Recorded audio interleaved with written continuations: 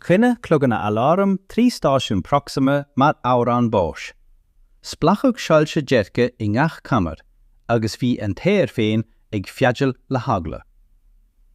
Shiúl an Ceannasaí Jake Harrison tríd an uafás le céimeanna seasta, a bhróga míle ta caite ag cnaige I gine an uirlár miótal. Rí dhíine eile har a bheith I bíán, ach bhog Jake mar go raibh an tom feadaige. Chonaic sé an cineál seo eagla roimhe seo. Ais an domhan le líon cogaí cholíneachta bháistear.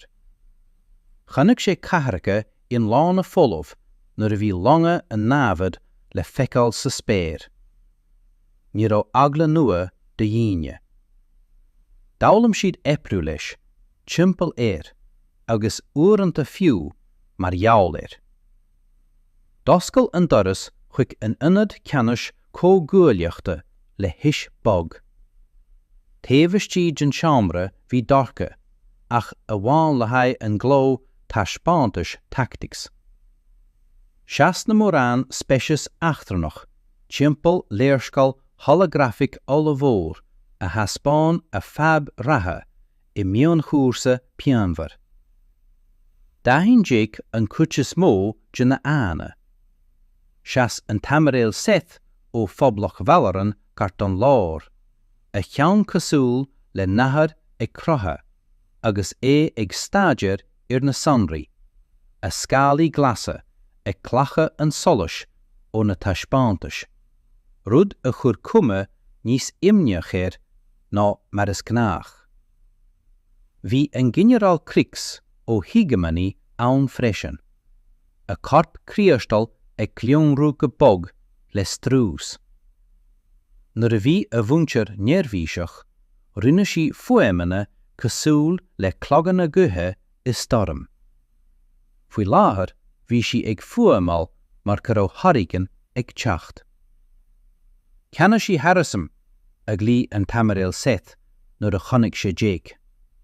Flict a hanga farcamach chun an t-aer a bhlaise, nás neamhbhíseach a thug Jake faoi deara ina grunathe roimhe seo.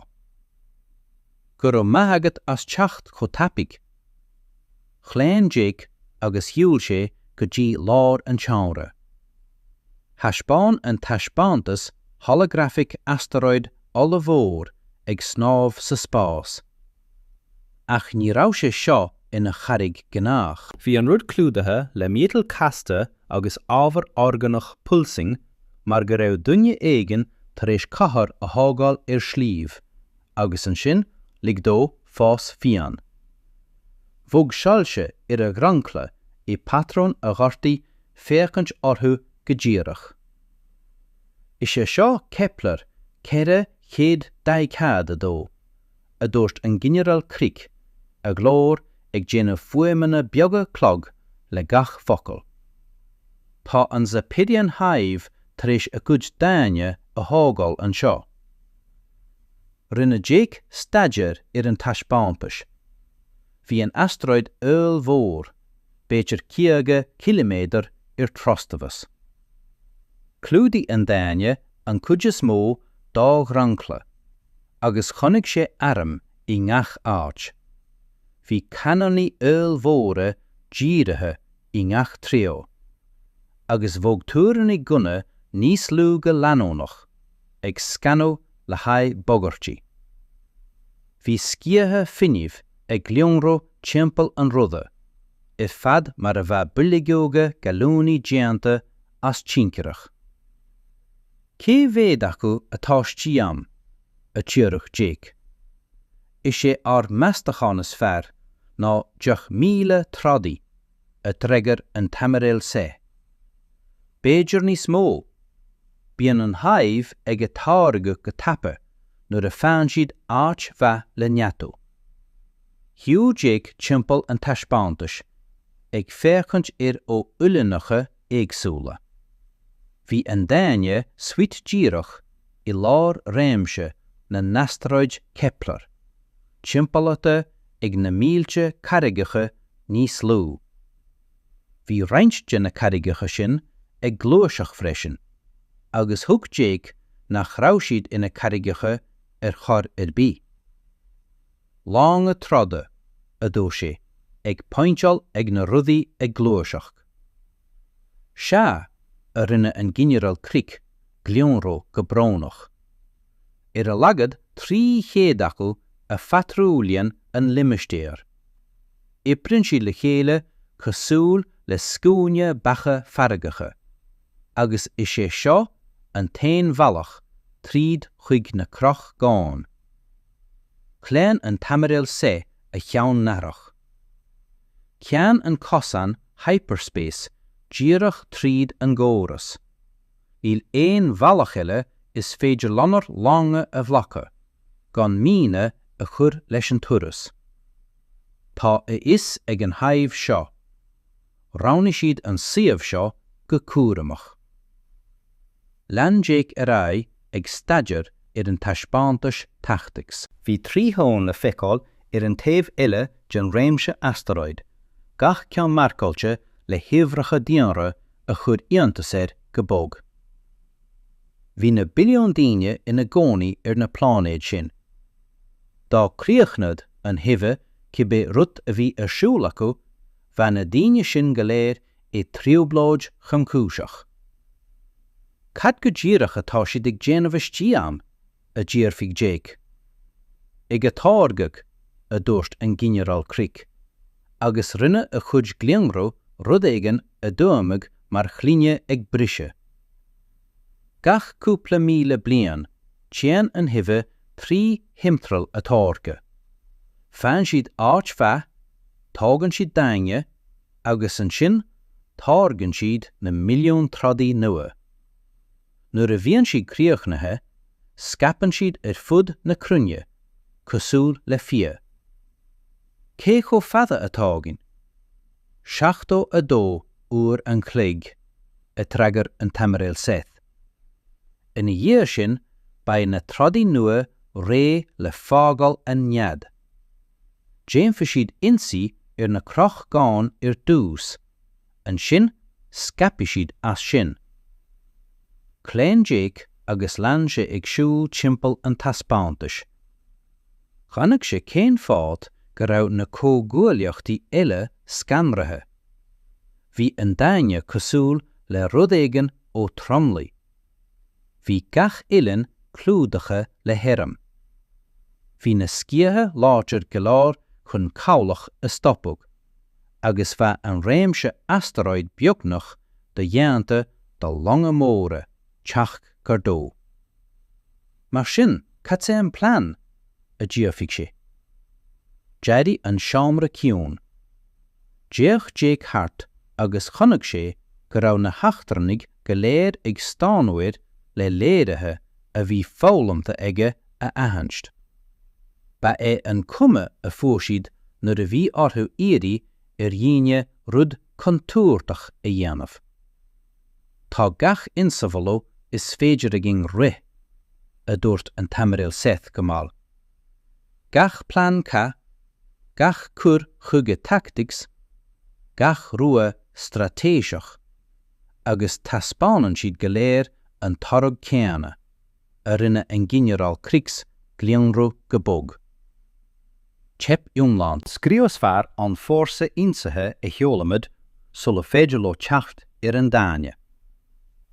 Stop Jake ag siúl, agus déach sé go ddíreach an Aimiréil. Mar sin ba bhealad mise a chlacadh Misean féinmharfacha. Ceannasaí Harrison thosaigh an Aimiréil Seth, ach chur Jake a lámh suas. Tá sé ceat go leor Aimiréil, tá Misean féinmharfacha déanta agam cheanna féin. Aberlung go ddíreach, cad iad mo cheansanna. Rinne an Ginearál Crics fuam cosúil le críostal ag brise.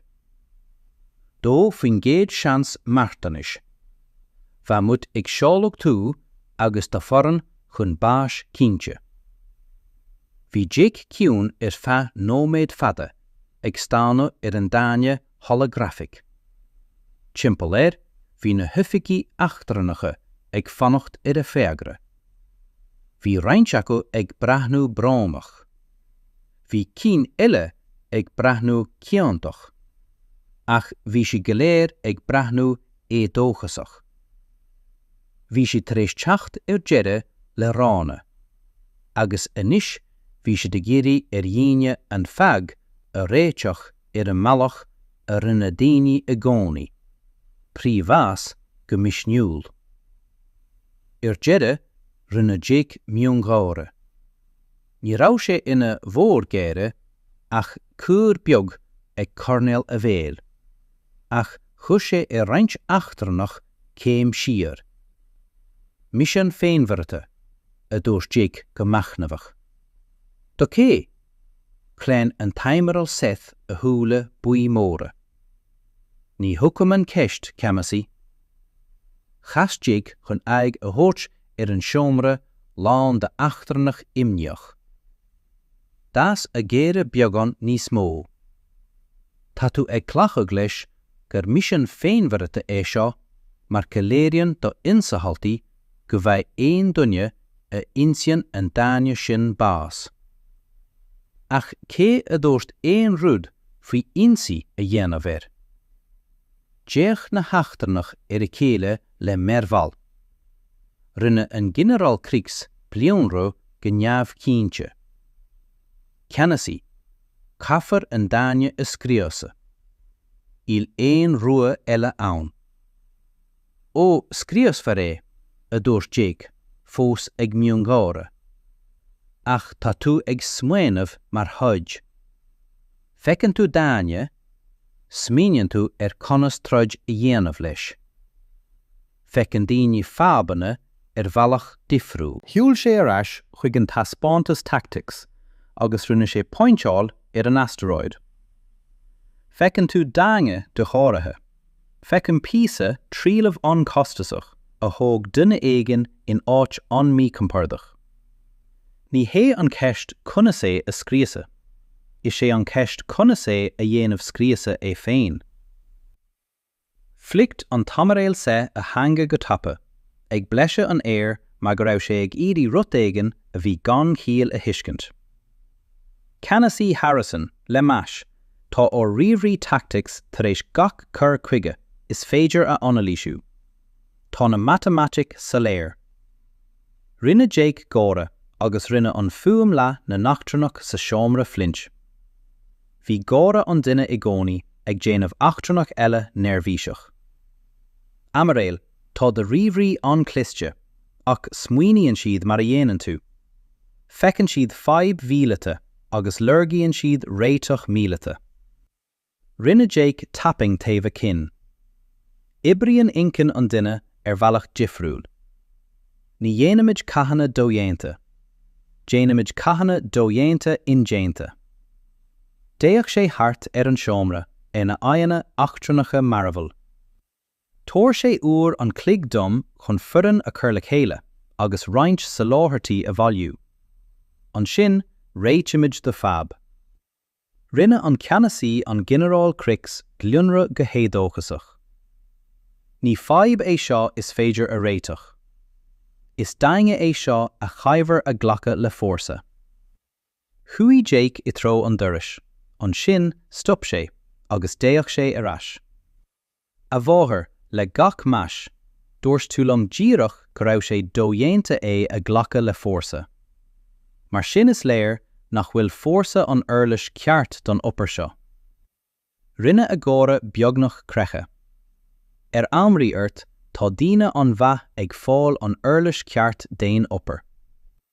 Dúna an doras taobh hiarde, ag fágáil seomra lán dachtarnach an bharbal, ag stána ar dainge holographic a bhí go tuban stoppa ag brathnú có de háirithe sin. Shiúil Jake trí na háiteanna cónathe dána de Stáisiún Proxima le cúspóir. Bhí na coinnearí an seo difriúil ón cid eile gin stáisiún. Bhí siad níos lú, níos té, agus bollag cosúil le cafe agus óla, inneal in ionad an air stériúil a bhí ag specas eile. Bhí pictiúr de cuid na héireann ar na bolí itir léireadí cheicniúla agus listí dzolachas. Bhreise cosúil le baile. Fuair sé an Lieutenant Amy Rodriguez sa bha innealtóireachta, lámhisteach I ngnó dran miana dóireachta. Bhí spréacha ag éitilt, agus í ag táthú rudéigean nach raibh ceapa a bheith táthata. Chuaigh Amy isteach I bhosaí an cógúireachta tar éis 10 mbliana ag pléasca asteroids do chuideachtaí miana dóireachta. Bhí isacha níos mó faoi phléascán ná mar a bhí ag móchad daoine faoi anallú. Amy, lí Jake har an toran a bhí aice. Déach sí suas ag blú goggles sa bháilteachta suas ar a forra. Bhí a cud gruaga dorcha ceangailte I ponytail fraiticúil, agus bhí a lábha stained le graisí agus deannach miútal. Hey boss, could you fochel? Tá operaiging, mór. Is dácha go mbeidh sé swimúil. Rinne Amy meangag gára agus chuirsí a táirse táthú síos. Swimúil commas? Swimúil ná a méadach swimúil. An cineal ina ceapan na hachrannaigh go léir go bhaimmuid bás. Scris Amy a lábha I rag. Mu cineal is fearr. Cahan áganmuid. Sé uair an clig. Cruní Ben agus Lisa. Búlat mé I má lastais. 7. Dág Jake Amy chun a cud táthú a chríochnú, agus chuaigh sé níos duimhne isteach sa cud déine.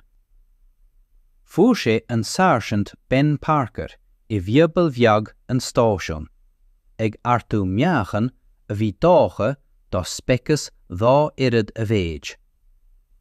Bhí Ben tácha mar bhloc contréite le héad bhí Danny óg, beidir 20 a dó, ach déitú sé spásachtaí mar a hiúlan daoine eile. Dá sé a níos ag pilótáil rith sa láthair 3 réimsí asteróideach dúntar langseachta a Halley. Danny a dúirt Jake. Déach an fear óg suas ó na consol insolata. An Ceannasaí Harrison chúla mé go bhféadach Misean a bheith agin amach an seo. Tá cén haid a bhfuil tú ag éitilt 3 spásanna an dangan agus daoine ag lámh a thorann. Suilsí gaig Danny le cineál íomh gára a chur eagla fialótaí níos sinne. Fóinneann sé mar an máist a dhuine uas. Cén sagas linge atá á tágalaigh. Rut beag, tapa, agus is dócha go mbeidh sé buailte go dama. Mo chineal is fearr. Uair an clig ina dhí sin, bhallaigh an ferran I má uair 7. Déach Jake ar a cud daoine, agus bhaigh sé an sásamh álach a bhí ag oppar le gearmathe cumasacha. Bhí Amy ag seiceáil a málaí tríalamh ag déanamh cínte go raibh gach rud a bhí riachtanach aici chun rudaí a phléasca ar bhealaí sa miúla. Bhí Ben ag scrúdú na cimeadán lasta, ag riomh cé bhéad meachan a déadfadíis a iompar. Thug Lisa roinnt cásanna tríalamh lechtronnig a bhreathannig mar a bhí riarí tága as páirteanna breise. Bhí Danny ag déanamh staidéir ar carteacha réalta ar haspántas iniompathe. Ceart go leor a gcíine a dúirt Jake. Seo an stáid. Tá an Zapirian Hive tar éis fortress a hágáil ar asteroide atá ag curbach ar n-uirlisí chuig 3 phríomhán. 10,000 trodaí, sciathe finiamh, cosintí uabrathe agus thart ar 360 trodaí ag petróú an limistéir. Whistelt Amy go bog. Is cosúil go bhfuil sin simúil. Pá an cóthúileacht tar éis gach insabal a rinne siad a ré. Tá spánan gach plán insata tep umlán. Pá sé seo lípiédathe go hifigiúil mar Misean féinmharfacha a gruntad ben. Mar sin an más dún ceart. Ach seo an rud, tá siad ag smíneamh mar phleanáilte míleata. Feiceann siad fortress. Smíneann siad Ceannasaí a ionsaí. B'imid ag druidiú leis seo bhealach difriúil. Rinneadh Jake taspántas holographic a haspánan fortress na Zapirian. Rinneadh a fireann staidéir le las garmiúil. Pá an fortress láidir a lean Jake, ach pá sé casta freisin. Go leor córas, go leor páirteanna glúiseachta, go leor bailí chun rudaí a chur mícheart má tá isagad cé na cmapaí atá le brú. Chléan lísa ag tuiscint lárach. Ba bhailad go mrisí sé féin, go díreach. Éimi, cata éiceann tú nuair a éiceann tú na gineadóirí scia sin. Rinne Éimi staidir an taspántas feadh nóméid. Cáras cuachta dáilte. Taíonn gach gineadóir leis na cin eile. Dha bhéadbh clíseag cascáideach a chur faoi deara, ba sé cosúil le carta amháin a harangt ó bhun t-aer cartaí, a chríochnaí Jake. Ben, cad mar gheall na cáras chosanta sin. Chléan Ben ag dearg an fortress. Turrets uabrathe, ach teastíonn sonraí spríochídathe uathe ó láranad rialata. Geart na bailí sonraí, agus bíonn siad ina meachan pápéir an chostasach. Agus lísa, cad mar gheall a cuid cumarsáide. Bhí lísa ag meangug cheana féin. Brahan specas meár crunathe cumarsáid le núnach itir gach ball. Cud isteach an cóirthe sin agus stopan siad ag opair mar fearan. Déadach siad tosú fiú ag troid le na chéile. Déach Danny suas ó na charteacha réalta. Mar sin, ní bheidh muid ag troid ar mealach isteach. B'imid ag dul isteach go ciúin agus ag déanamh orthú troid le na chéile. Anis tá tú ag fáil dúirt Jake go gréideann an cógúiliocht go bhfuil sé seo do dhéanta toisc, go bhfuil siad ag géirí ca a bhuachan. Ní bheidh muid ag troid ca chorir bí. B'imid ag réiteach fáb. Bhí Éimi ag déanamh nótaí cheana féin a liiste trálamh. Ba sa láthairtí neamhnacha de dhí orm bos. Midir mianadóireachta, gremacháin, thionsclaocha, béidir roinnt ceimiceann cistín ón gaffatéire Stáisiún. Chléan Ben, is féidir lom uirlisí gearatha, scanóirí struchtaracha agus talamh artathe trom a áldóin. Bhí lísa ag clóscríomh go tapa a riamhre iompare. Teastíonn rochtan agam rán cumarsáide an Stáisiún feadh uair an cléig. Chomh le sin an bhfuil éon fortúna breise agan chun amplithéirí córa a thágáil. Rinneadh Danny staidéir leagan amach na réimse asteróideach. Don cur cuca, mulamid úsáid a bhaint as ceann de na seampaní mianadóireachta. Tá sí tácha chun cnílacha garbh a lábhseáil, agus tá cuma neamhcionnta chorthú. Rinneadh Jake éamhgéire, agus ag féchant a fearan ag casa ibriocht mhíleata doianta ina thab heicniúil le réití heicniúla. Seo an fát go raibh daoine chun túrsteach. Chanig speisias ile cogug, agus smíní siad anóir, glár agus tactics. Chanig daoine cogug, agus smíní siad pluméireacht, lectronach, agus innealtóireacht struchtarach. Ceart go leor a dhéine, tá ceithre uair an chláig agah chun bhur cuit sa láthairtí a bhailiú agus ar an lúistean a bhanú. Amí, féach cat is féidir leat a dhéanamh chun muid a dhéanamh cosúil le timpiste. Ben, ba bhfuilm an seampan sin a dhéanamh cosúil le smianagar spáis, faoin am a bé tú críochnathe le lise. Thosaigh ag opair ar a cuid mini-cíochtaí cumarsáide. Danny plan bealach tríd an réimse asteróideach, a cheachtain a cuid patról.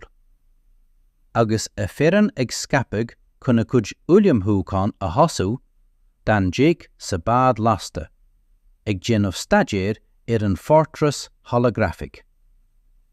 Áideagan sa stáisiún, hí ceannairí an cóthuaileachta ag iarraí réití mhíleata a fháil ar a bhab. Bhí siad ag smíanamh langa cogaigh, formú ionsaithe, agus rátaí cailteanais inghlachta. Bhí Jake ag smíanamh lúbanna a seolas, pointí laga struchtaracha, agus an bhírica rá dá castaró an irid bealaíonn chun a bhrise. Bhreanaí an fortress go hiúntach, ach bhí rudaí iontacha go minic lechalach, agus bhí daoine a gcónaí go háan bheith ag fáil amach, cá raibh na cáine lechalacha I bholach. Bhreanaí an seampan míanadóireachta Phoenix, mar a bhí sé tríd an cogug, agus chail sé go dama. Bhí machcan a dúite ar a thuil. Bhí roinnt panel fiúnraí, agus bhí ceann dá fodaí inneal ag spréachag go tréimsiúil. Rinneadh ben a chuid ebre go maith. Dín duine a bhí ag brathnú, bhreathnaí an Phoenix, cosún le sothach a bhí díreach tar éis teacht sláán ó íoltaí le hastaróideach. Taobhaistí den champion bhí scéal eile. Líon Amí an bad lasta le trealamh a churfud cigire sa bháilteachta a bháil. Bhí boscaí de bhuirir míanadóireachta suite in aice le cumadán de chemicán chistín. Bhí gremachán chinscléocha clúachta in aice le cófortne lectronacha a bhí déanta ag líse ina amplthóirí córa. Bhreathnaí sé cosúil le keys, ach bhí is ag Jake go raibh cuspóir ag gach mír. Bhí Danny ina hí sa suachán pílatach, a lábha seasta ar na rialata a bhí monata ag Jake le ceithre uair an chléig anuas. Bhí na hatrata subtle ach tábhachtach. Breise an bhreise, braitearí níos fearr, agus trealamh cumarsáide a déiteach labhairt le trealamh speisialata líse. Ceart go leor a gcíine a dúirt Jake, agus an Phoenix ag fágáil bhá dugaireachta Stáisiún Proxima. Cuimhní, ní saidúirí muid bhísean. Is mudne na martanóirí timpiste míanadóireachta, ag snámh príd an spás, agus a géirí fille a bhaile. Déach Amí suas ón feiste a bhí si ag tógáil sa spás ebre cíal taobh hir den chában. Cé có donna is atá muid ag fáil de máiste. Go dama go leor nach ceapan éon duine go gcuirfmid tríopláid, ach ní cho donna sin go mbraithan siad brón oran agus go ndéanann siad iarracht cabhrú. Bhí líse aice le trealamh scapte ar dhá hiachán, cáblaí ag rí gach áit cosúil le spaghetti lectronach. Tá mé ag léamh a cuid mini-cíochtaí patról go soléirean is. Bogan trádathe Zapirian in grúpaí de 2 agus sciapan siad an réimse asteróideach I patrún a ahéanann gach dahacad a 3 nóméid. Intuairthe a dúirt ben ón áit a raibh sé ag seiceáil a chuid uirlisí garta. Is bra le míonaí Hive patrún. Ruta ágan go bhfuil siad éfachtach, ach freisin éasca iad a hachant má tá isagad cat atá le larg. Tróireach Danny an Phoenix isteach I réimse asteróideach Kepler, ag sníomh itir caraigecha chomh mór le farniuh. Léirí a hatí mar fialóta trachtéala sa tlí a dúsat sé donna tarangt an asteróideach chun bresla a hábháil agus a níomha teasa a chéilt. An céad grúpa petróil ag teacht timpeall an charraigh mhór ag a dó a chlog, a thuairiscí sé trí bhneoga an chábáin. Déadfadís gáthróid déag Zapirian a icéil ag clóiseacht I fermiú firfe. Bhreathnaí na longa achtarmacha cosúil le feithidí míotal, gach uilinne géir agus ineal ag lonrú. Gluaiseadar le chéile cosúil le scail éisc, ag casaigh ag an nómé céine, ag luas géirú ag an ráta céine. Cuní an cuasa agus cuní ar guacht íseal, a dortaí Jake. Is smianagar spáismid, scuamh an fatral harsta gan muliú. Déach Jake orthú ag imeacht, agus rinne sé nótaí meabhracha. Bhí na trodathe tapa agus aramtha go maith, ach bhí siad intuaire freisin. Lean siad a patrón cuairtaigh go crún, gan díal a dhéanamh riamh, chun éon rud a scrúdú, nach raibh a riúnach dá paraméter riomhchlárata. Tá siad ag larg longa coci agus sothach iúnsathe, a dúirt Amy. Ní scuabanna brúscar cosúlanne, go ddíreach. Lisa, cat atá álagat ó de fortress. Bhí headphones Lisa, ag éisteach le cumarsáidí achtarmacha, a bhí cosúil le statach measca le feadan feithidí. Go leor cainte. Tá siad ag cóthártú suaimhne cosanta, ag tuairisciú stad petróil, agus stadsaí ag cociartú díalama ar a trealamh. Rut éigean faoi gúil chun cín sketche. Fuaigneann sé go bhfuil sí chun tosaigh ar an skeideo. Cé chomh fada chun tosaigh? Crua le rá. Ach cuineann siad ag luath seasca uair an chléig in ionad seachtó a dó. Rinneadh Jake frán. Dá críochnó an Hive a tiúntail sketche go luath, bheith níos lú ama ag an ggóthúileacht na príomban a aslanó. Cúsile chun na cinntiú go noprú a plán ar an gcéad iarracht. Ligean an Phoenix idir gá asteroide, a bhí cógur sin go raibh a cuid dromclí beagnach I teagmháil. Bos táimid teach suas leis an fortress. An bhfuil tú a géirí seo a eiceáil. Chun tosaigh orthu, líon an fortress Zapirian a rárc. Bhí sé níos iontach fóscar dó ná mar a bhreanig sé ar na taspántais holographic. Bhí an asteroide faoi clódathe go hamláin le heilseacht achtarnach, a bhí cosúil le fás seachas a bheith tóga. Bhí cúr organacha measca le struchtúr bheicniúla, agus bhí gachrúd ag cumalt le solas glas tin. Bhí sciathe finamh ag sníomh timpeall an fortress, cosúil le tonnta teasa, agus bhí ionchur aram ag leanúint irais agus iráid go leanúnach.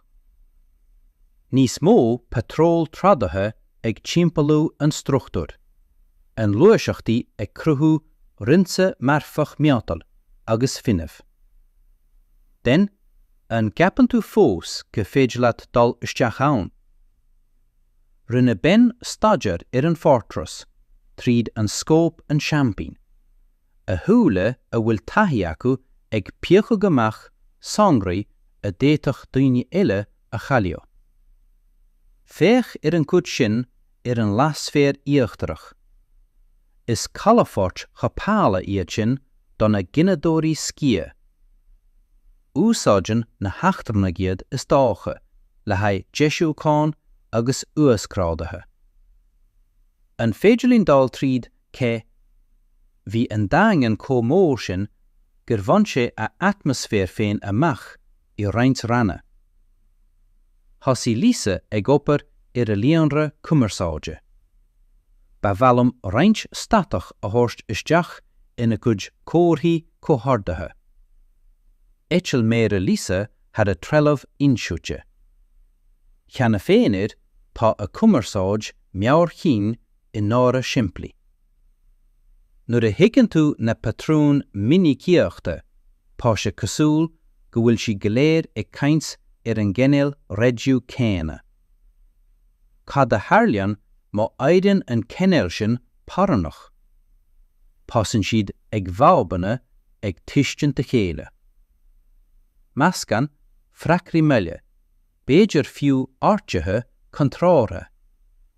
Danny, an bhfuilmuid inar seasamh, ag teach suas ar an bort cathála anois.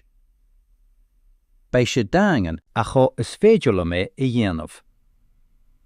Deach Jake ar a ferran. Bhí Aimiréil le na pléascáin speisialta. Bhí a chud n-uirlisí geartha uileamha ag ben. Bhí lisa go dán I líonra cumarsáide achtarnach, a treilmh ag chum le gníomhaíocht leachtarnach. Bhí Danny dídathe ar an tasc íogar, a bhí ag pialotú a chud scúban I bholach tríomhharna nach raibh ach beagán níos leithne ná iad féin. I ceann cúpla nóiméad bheadh siad taobh istí den daingan is cantóirtí sa réaltra. Cheap an cómhúileocht go raibh sé dúsheanta. Cheap na heachtarnaigh go raibh siad sa bháte, ach bhí a is ag Jake rutéigean nach tucaig ceachtarachú. Mí aca dúine daine dúsheanta. Chonaic siad máisinaí caiste le go leor páirteanna a déiteag bríseag ar bhealaí Simúla. Tríocha second go dtí an dompáil cúrthachta. Jogar lisa. Ré nuair a bhíonn tú bás. A dúirt Amy. Ben, ré chun roinnt páil a dhéanamh Danny. Téimis chun a bhab a réiteach dómh. Chleavannig an Phoenix tríd an bort, cathála, cosúil le snáthad trí éadach. Ag ampar ceithre dúine, isteach I grúlar cúthachta achtarnach. Taobh híor díomh, lean na scáhanna funíomh ar aig le na ghnáth-mhairfach. Chuna is acu go raibh an fíor-bhagast istí cheanna féin. Chleavannig an Phoenix tríd an bort, cathála, díreach mar a chríochnig an ginadóir scá a tiúnchraíoll cúthachta. Bhí lámha de seasta ar na réalóide agus an scúaban ag scríobag I cunne imil bheotalacha an óscailt. Ach fuair sé iad tríd gan éon aláraim a spracú. Bhí siad istí sa daingan anois ag snámh I conar seirbhíse, nach raibh ach beagán níos leithne ná a long. Táid isteach, whisper Danny, cé nach raibh éon cúis a chonál ciún I bholús an spáis. Deach Jake tríd na fuinneoga cockpit ar an altíreacht achtarnach a bhí thart orthú. Bhí an chonar líneáilte le piapaí agus cáblaí a bhí ag plé le solas organach. Bhí gach rud beo mar a bhí siad tar éis éitilt isteach I mollag éigean ullmhór. Den, cé chó fada a hastín ic chun sin a thuairt chug na ginadóirí scá. Bhí Ben ag déanamh staidéir cheana féin ar na léimhe teicniúla ar a scanóir iniompara. tá na ginadóirí hat 200 méadar an sin. Thug sé lid I thró taobh istí an dagan, ach be orn 3 bhallaí tiúbha ar a lád a dhearú tríd chun iad a bhaint amach. Ginearál, tosú ag opair ar a gcuid cumarsáide. Ba bhallam go tosúd na tradatha sin a muí ag fábanna ag caintsla na chéile. Bhí lísa ag nasca a trealamh le líonra cumarsáide ina bhamach an dagan, 3 chábla a bhí si taréis a chníomh isteach I ceann de na seoltáin sonraí achtramach. Bhí a scáilean ag taispáint tánta feisnéise ag sreibhig ais agus amach itir na mílte de haiadúirí Zapirian. Tá a líonra meorcín go hálan I neorra a dúirsí, ag brethnú ar na srúthanna sonraí. Tá gach duine éonar nasca le gach duine eile. Cóthardú firfe, éfachtúlacht firfe. Fuinneann sé ledránach a dúirt Amy, agus ag seiceáil a gléasanna insuite. Déanann rudaí firfe briseag ar bhallaí samúla, nuair a thucann tú isteach beagán cíos. Rinneadh gára, agus thosaigh sí ag chlóscríomh ardathe isteach ina trealamh. Théachamis cat a hairlíonn nuair a chuirim roinnt torann roundamach leis an líonra. Ar a scáilean thosaigh na sraifí sonraí ré ag forpairt statach chur isteach beag ar túis, cosú le hiccups I cara. Ach bheadh glísa an chur isteach de réad a chéile, agus rinneadh sosanna níos fáide de na hiccups. Bhog ben go dtí an airflas den Phoenix le na chuid n-uirlisí garata. Déiteag an léasar tionscleoch a bhíoga a ghearag 3 fil longa, agus bhí ró ballaí danga achtarnach I bhad difriúil. An céad bhallatiú ag teacht suas thuairiscí sé. Ba chóir go tógadh sé seo thart ar 5 nóiméad. Cé go raibh ben ag opair, thosaigh Amy ag ddífhacail a gléasanna speisialta. Bhí cuma dhifriúil ar gach ceann acu, ach bhí an cúspóir bunúsach céine acu go léir. Deirigéad chun na pointí laga I gcórais chasta a aimsiú, agus na pointí laga sin a dhéanamh chip ar an malach ceart. Ibrian na lana seo ar fiúnsabal siimplí, a bhínig Amy agus ag coimeáil ceann dá cruthata. Tá miniciocht asondais ag gach córas. Fai an miniciocht ceart agus is féidir leat an córas a dhéanamh ag crathad I féin. An nebrú sin ar heicneolaíocht achtarnach, dír Jake. Is fisicí an isig bas. Ní bhanan sé rudair bí an nearna na heachtarnagé nó bhuid féin. Tá miniciocht ag gachrod a ágan go bhfuil sé mí-háasta. Chrúcnig léasar ben ag gearú tríd an géad bhalla tiúbh, agus bhog siad níos dúbh isteach sa dangan. Bhí na conarí níos mó an seo. Dearta donna séidúirí achtarnach boga tríd go tappa. Bhí seambalaí aisteacha clúdathe ar na bollaí, agus bhí an péad féin ag thum le fuinneamh. An dara balla tiúbh, dógad ben, ag tosú a léasar a ríis. Bhí níos mó ratha ag lisa le cumarsáidí achtarnach, ná mar a bhí áthas ag súil leis. Tá a líonra dearta do choineálacha firfe. A dúirsí nach bhfuil éon ceartú aráide, éon córas cúltacha ann. Nuair a thug mé isteach statach, tá a gcóras comhhardatha umláin ag tosú ag brise síos. Tríd na ballaí danga, déad fa díos fuam guhanna achtarnach a chlosisteáil.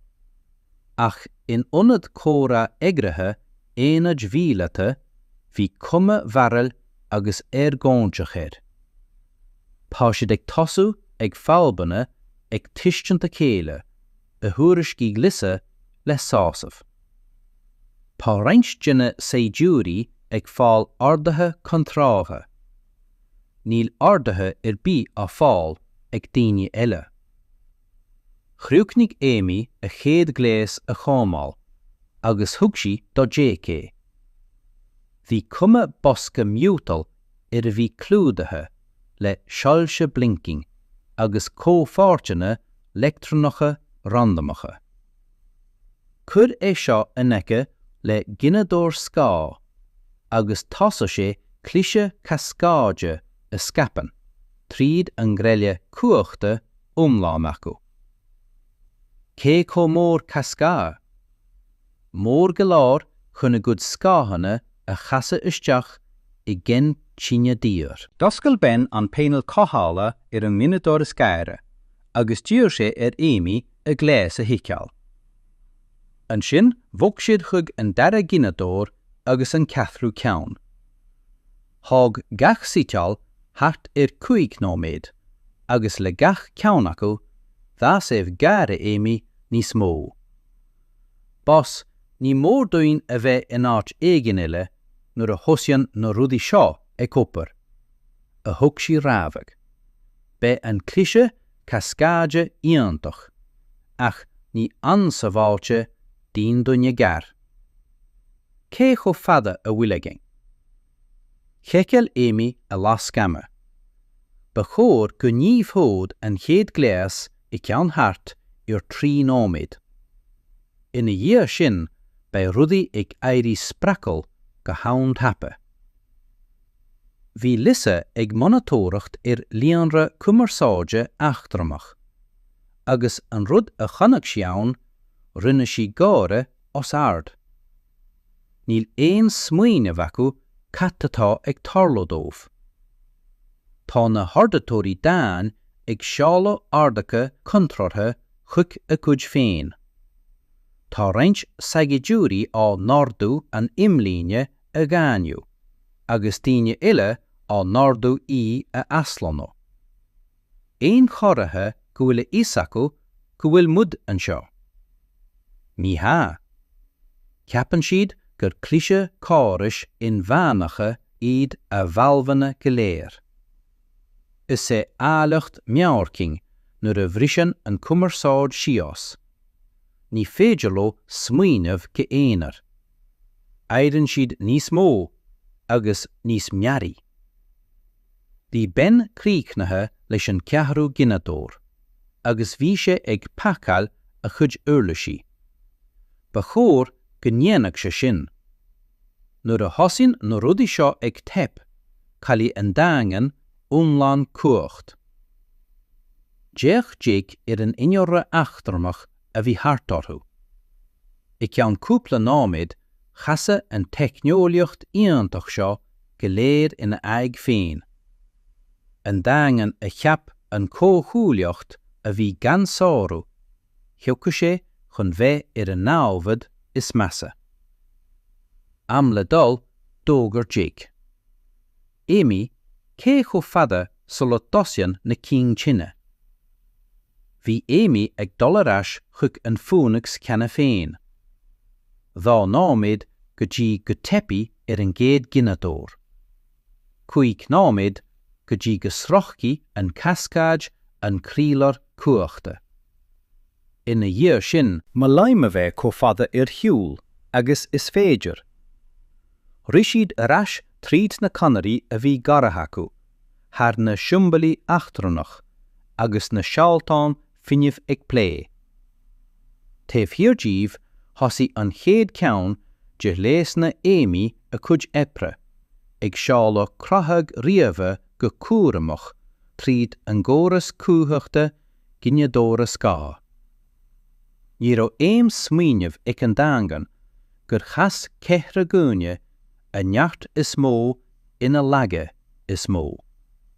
Hep an géad ginneadór scá díreach, mar a dúirt Aimí a dhéanach sé. Ó na seasamh gart an honar chatála chúla Jake agus a firan fuam jaun ag rumbling a bhí cosúil le teacht ó na ballaí féin. Bhí na soilse orcanacha a bhí ag rí tríd an dangan ag splancag, agus an sin chuaigh cuid iomlán de na scáthanna finiamh amuigh as. Ceann síos trí cín le dul a dúirt Amy le sásamh.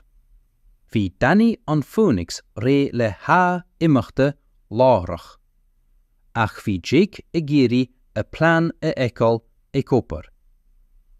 Tríd na finneaga camara, déad fadís féachaint ar an dangan, ag déanamh féin a stracail ón taobhistí. Heb ar an dara gineadóir tríocha socant ina dhia sin. An ó seo bhí an rumbling níos áirte, agus bhí spréacha ag tosú ag lábhach ó féinaíl rialata ar fut a cuid cáda den dangan. Bhí na siúmbailí achtrannach ar na ballaí ag splanca go tapa, mar a bhí an dangan ag géirí teachtarachtaí ráí a cheolú, nach bhéadach éon duine a hiiscint. Tá an gréilge cúthachta ag cascáidú díreach mar a riamamar a thuairiscí Amy, ag brathnú ar léamha ar a scanóir i ngeampara. Chur an gach crise níos mó uallach ar na gineadóirí atá fáca, ruta ágan go tsepan orthú níos tapúla. Bhí lisa fós ag monatóireacht ar cumarsáidí achtrannach, agus an rud a chúla sí rinne sí a ceann a chreite le íontais. Tá sí go hamlán mar a bhí anois. Ceapan roinnt saidúirí go bhfuil siad faoi íonsí ag néamh dátheachta. Ceapan dúine eile go bhfuil a cuid tríala féin ag éirí amach ina náid.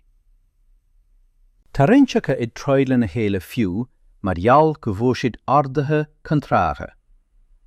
Heb ar an tríú gineadóir le fuaim cosúil le tarnach. Chuaigh na soilse ina ganar amach go hamlán ag fágáilíd sa dorchadas, ach a bháin an solas ó na drealamh féin. Lasa soilse éigeandála ar feadh nóméid ina dhia sin, ach bhí sé dim agus éagóisí. Am le dul dógar Jake. Danny feadh amach as seoising. Tháinig an Phoenix amach as an ganar hatála díreach, mar a heb ar an ceathrú agus an gineadóir scá dearnach. Scapan an tip cascaide a dhearg Amy trí chórais chuachta na dangana, cosúil le víras, ag casa gach písa techneolaíochta artrata eolas. Agus iad a glanna an chracan seachtrach den dangan, fuair Jake a chéad áirc meth ar an méid a bhí bíntse amach acu. Bhí na sciathe finne a chosan an dangan imethe go hamlán.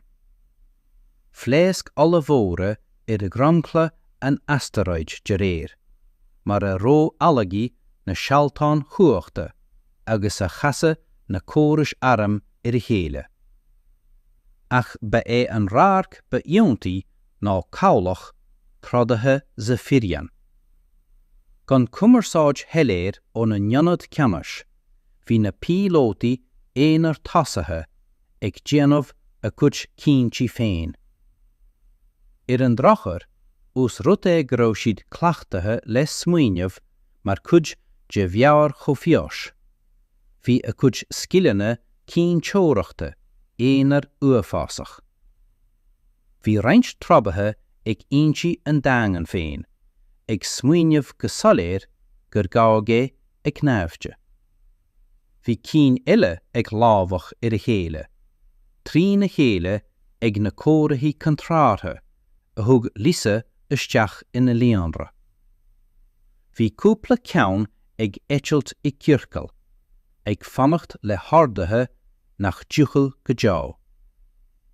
Lisa, bhrís tú a mílete ar fad? A dúirt Danny le meas agus ag pílo tú an Phoenix hiúl ón grúachas. Bhí sé inárad éasca go leor a thraga lísa, fós ag monatóracht an cumarsáid achtramach. Níl éon frótachal chúlteacha ag a góras mear go fios. Nuair a hepan an príomh líonra, níl éon bhealach acu chomhartú a dhéanamh char bé. Tá sí cosúil le riare gan cáras iprúcháin. Gníomh léas speisialta Amy sa lár chuacht díreach de réir schedule. Bhí an pléasc inheicta fiú ón a bhead. Splanc londrach a lasla an réimse ASTEROID. Fuair an príomh imibreoir den daingan, dearta chun na mílte cáras a cháchtú, féin gan áitir bí le chur an gúacht sin ach a bháin isteach sna háiteanna mítheorta. Lean pléascanna pánisteacha, gach ceann níos mó ná an ceann jearmach. Phléasc túraní aram ag seála smiúnagar ag éitilt I ngach tréu. Dúascail prósealata atmosfér a nár isteach sa spás, ag cruthú scamal de gás réite a chur boc chaideanna móra den daingan. Tep haicíochtaí struchtaracha, rúta dag go raibh codanna íonlána den ailtireacht achtarnach ag títim.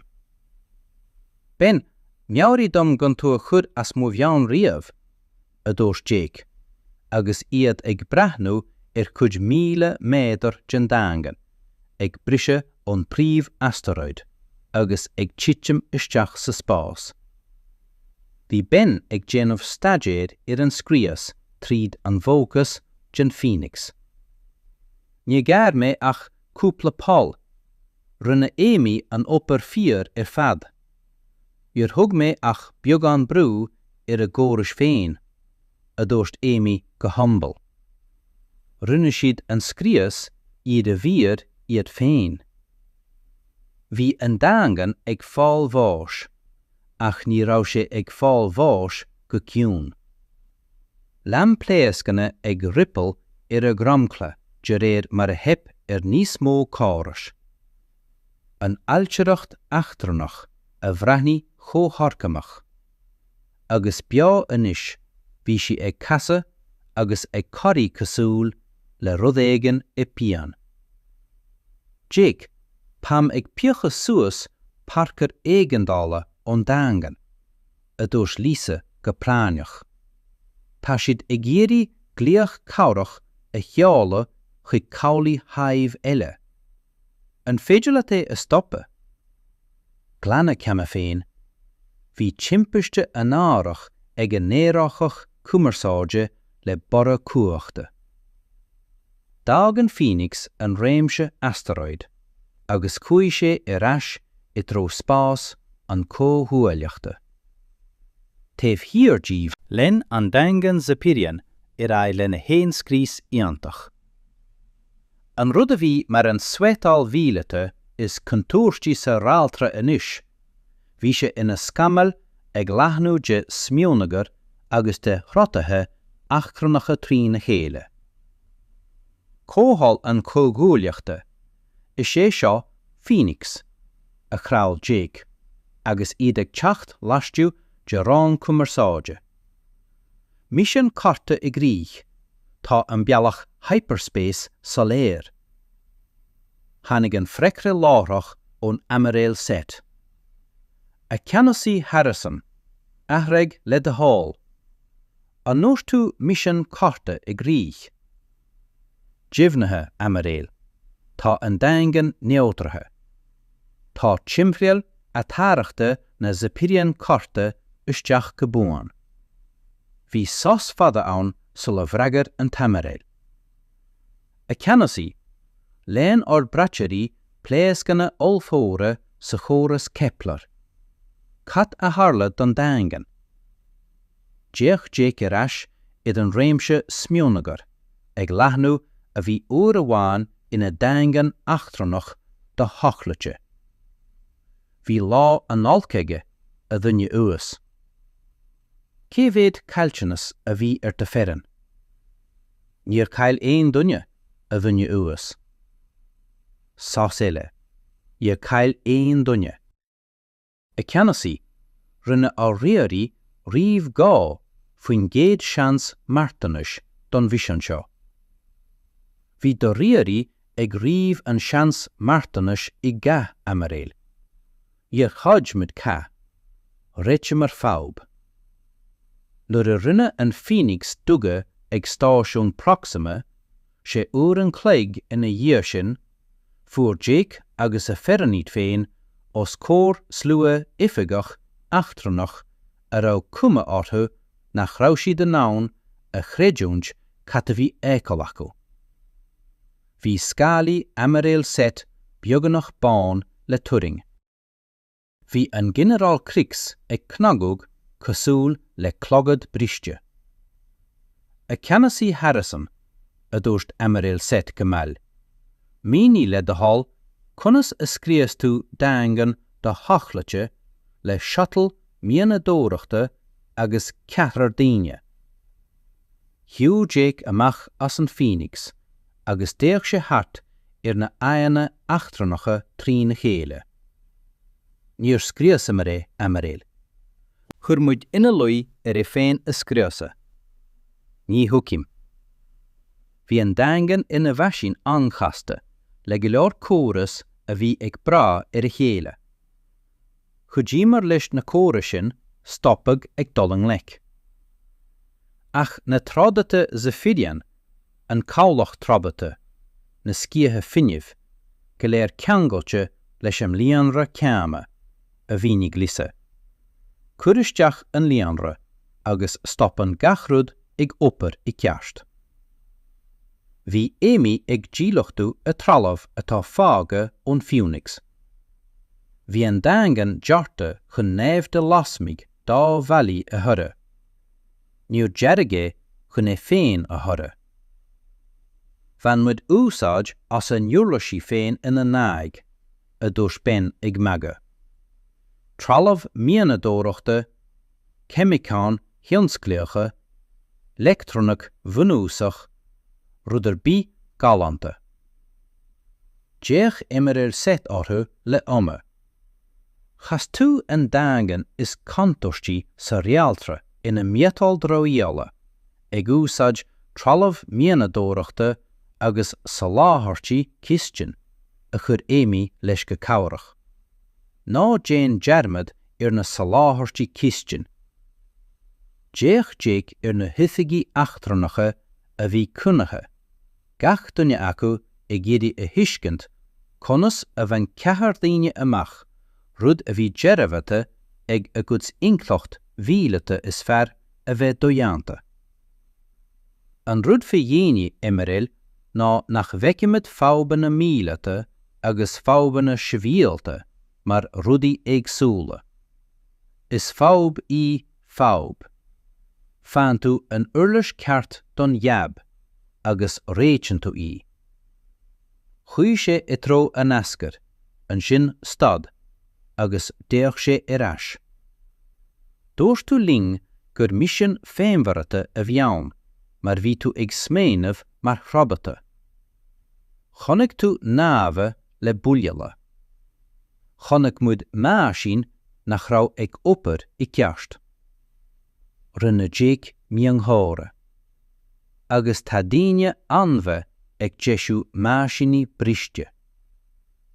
Taobhíorte hí na hifigeí achtarmacha ina seasamh I tost trí na chéile, ag géirí a hiiscint conas a bhí an suitetáil bhílata ba scanróla sa réaltra buailte, ag rud a bhí cosúil le tionscatal innealtóireachta. Ar an ggéin, linn léamha briteoirí ag taispáint an réimse sminigar ag leathanú a bhí uair amháin mar an daingan Zapirian. Bhí an bealach hyperspace chuig na dán lárnacha soléir.